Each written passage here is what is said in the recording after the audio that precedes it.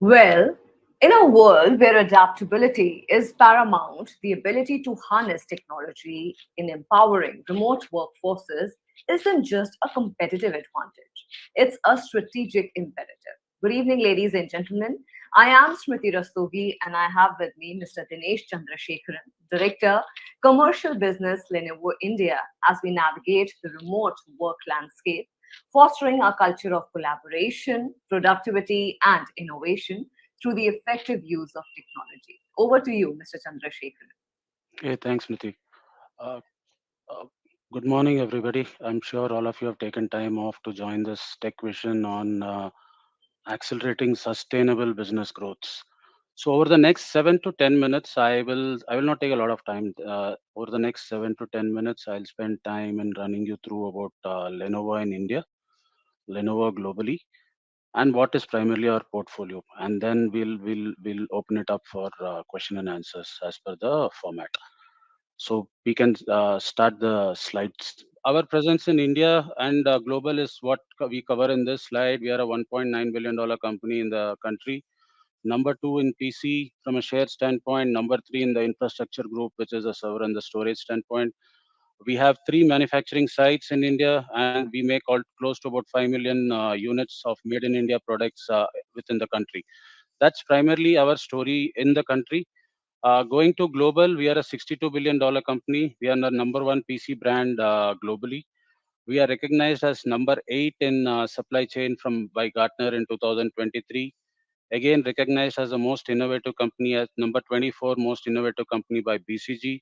We have 30 plus manufacturing sites and we operate in about 180 markets globally and R&D locations in about 18 locations. That's principally about us, Lenovo in India as well as globally. We can move to the next slide, Sean. Yeah, so this is something where I would take a couple of minutes. As all of us know, we are the fifth largest economy today, and we are expecting ourselves to be number three by 2030. Less than 35, 65% of our population is less than 35 years. Very, very young nation. We have 107 startup unicorns. So this is so, and obviously there is a digital India drive that's happening within the country. So I'll take about 2 minutes to cover this. One is from a MSME standpoint, we have close to about 69 million MSME, which are traditional MSMEs, and these are apart from the new age startups. Right, now, the new age startups is adapting digitalization very very rapidly. They are taking digital tools. They are operating on digital tools for their payments, for their inventory management, for their CRM, for their accounting. One more thing that is happening from a digital standpoint, from at least the startups and from the MSME standpoint, is the huge growth in online in our country is where all the new age startups are developing their own e-com sites for them to be able to reach their customers better. And some of them who don't have their own e-com sites, they are operating out of marketplaces for them to reach their customer in a better way. Go back to the previous slide, please. I'm still in the previous slide. Yeah. So I was covering the digitalization part from the last block that you see here. So the huge digitalization happening, new age startups adapting digitalization, and that is, and also the government drive on digitalization from a MSME standpoint. These are huge things that is happening from a technology standpoint in particularly the MSME sector. Let's move to the next slide, please. Yeah, so these are things that is any IT departments or a CIO's challenge today in any organization, which is evolving customer challenges, changing ecosystem, and obviously the government interventions, right? Now, from Lenovo standpoint, as I said, about 3 to 4 years back, we were recognized as a PC company. We were primarily a PC company which was selling laptops, notebooks, workstations, tablets. We were primarily a client company or what you call a IDG company.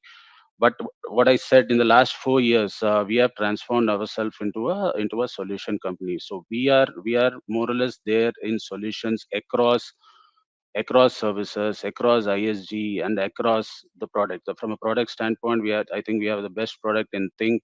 From a commercial standpoint, I think nothing to beat the Think product.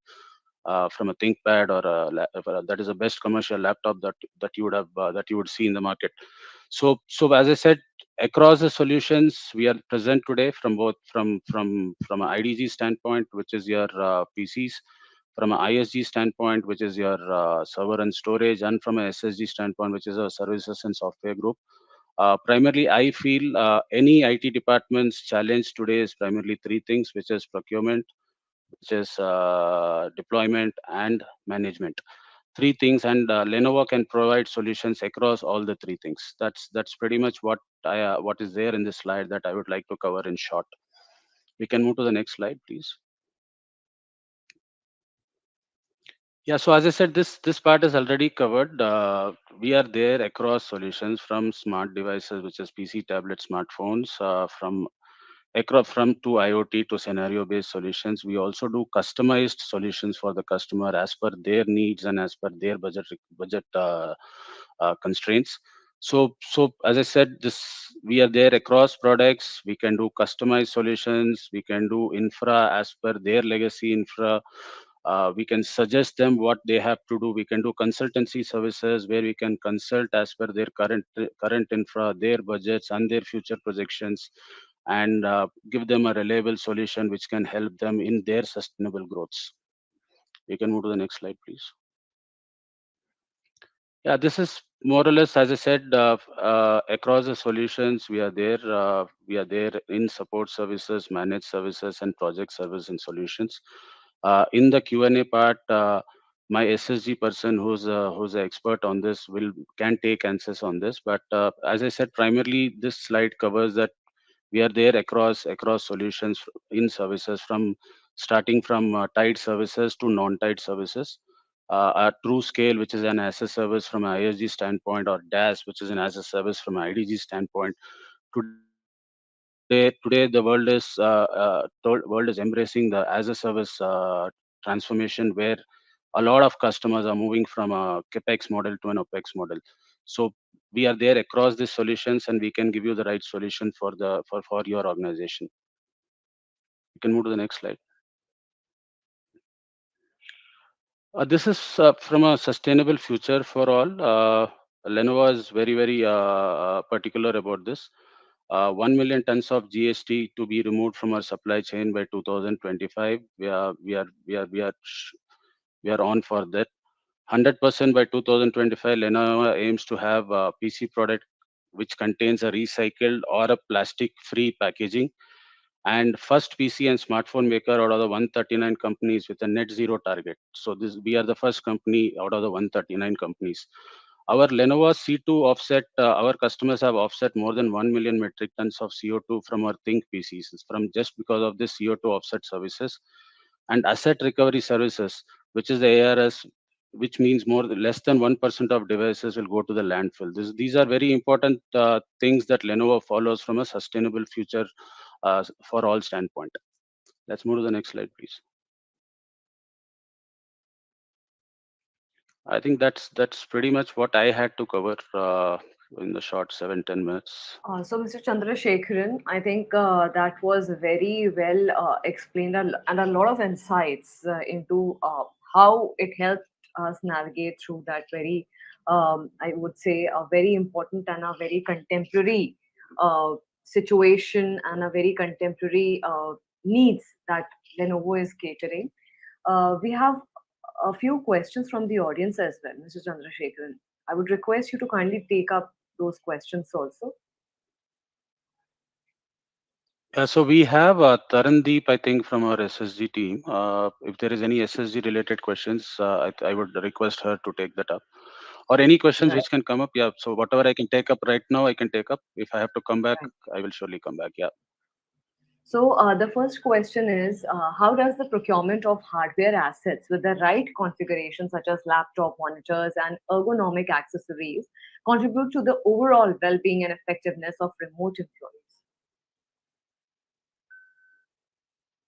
Yes. So today, I mean, over the last 3 years, things have changed from a hybrid standpoint. People have been working from home. People have been working from offices sometimes, right? So what has happened from a PC standpoint is 3 years back, probably we were working only with a PC, which is probably a laptop or a desktop.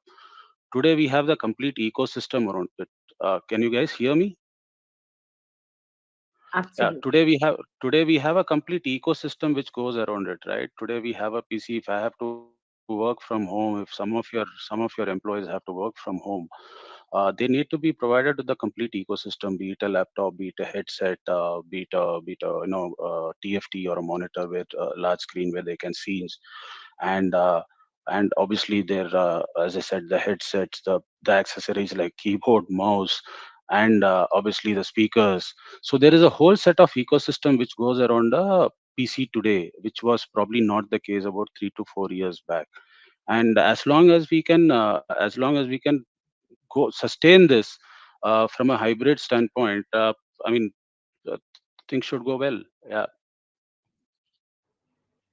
And post-COVID scenario, I think this has given a lot of fillip also to the hybrid mode and how this can be more effectively. Uh, this can be more effective. What do you suggest, Yeah, Karan? so it's been a nightmare for the IT departments and the CIOs over the last 3 4 years, right? I mean, they have to juggle a lot between people joining in.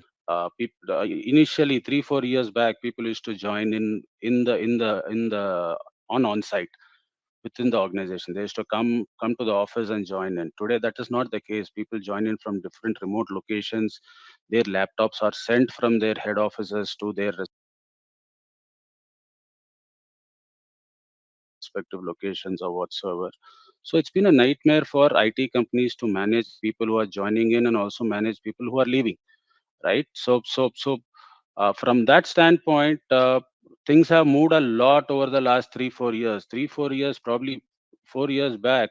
I'm not too sure if all of us would have been in a Zoom call like this, right? We'd have probably been in a conference call where we would have dialed in some numbers and probably been in a conference call. That was the state even in our offices 4 years back, 5 years back, right?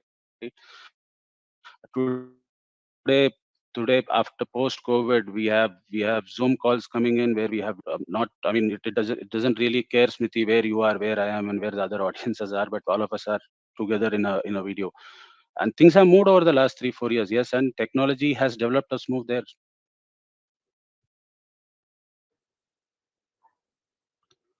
I think we have lost your voice. Can you hear me now? Yeah, it's better. But I think that was a complete gist of my question, which I put across. Um, the other question which I've got is how can businesses strike a balance between ensuring proper security and data privacy for remote workforces while also promoting user friendly remote access solutions? Yeah, first thing is, I need the businesses need to assess what their current infra is, right? And they have to assess their current infra and figure out where is it that they want increased efficiency or where is it they have their bottlenecks. And once that is assessed, I mean, all of us are in an era where we need to embrace scalability, right? I mean, and Lenovo has a wide spread of both hardware and software scalability solutions. The idea is absolutely not to overhaul the complete infra. The idea is to probably select the right infra which gets into your scheme of things, or which gets into your environment in a very right way. That's one thing. And the third thing that I would like to call out is our virtualization solutions. Our virtualization, Lenovo's virtualization solutions helps customers optimize resource utilization. The second thing that it does is it reduces hardware costs, and the third thing that it does is enhanced scalability. Now, coming to security, which was your focus area in your questions, we have a wide range of security solutions as well, right? We provide security solutions from a encryption to a endpoint security, and to until the last mile to the normal security updates that you get. So we have a wide scale of security solutions as well. And mind you, all of this has to happen with the minimum downtime, right? I would not say zero downtime, with obviously the bare minimum downtime. That is what all the organizations today expect. And that is when I say that we have solutions across this. And we should be able to help our customers get to what they expect to be.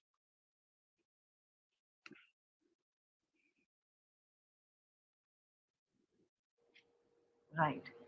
I Right. hope Well, thank you. I'm audible.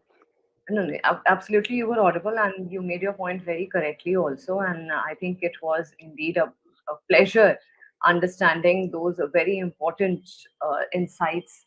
And thank you so much, Taran. Thank you so much, Mr. Chandrasekharan. And thank you so much, everyone, for your engagement, your curiosity, and your commitment to embracing the possibilities of remote work technology. Let's move forward with confidence, armed with insights gained here to forge a future where distance is no longer a barrier to productivity, collaboration knows no bound, and our workforce stands united, empowered, and ready to share the world of work on their terms. Thank you once again, and I will see you in the room 3 in another 5 minutes. Thank you so much once again.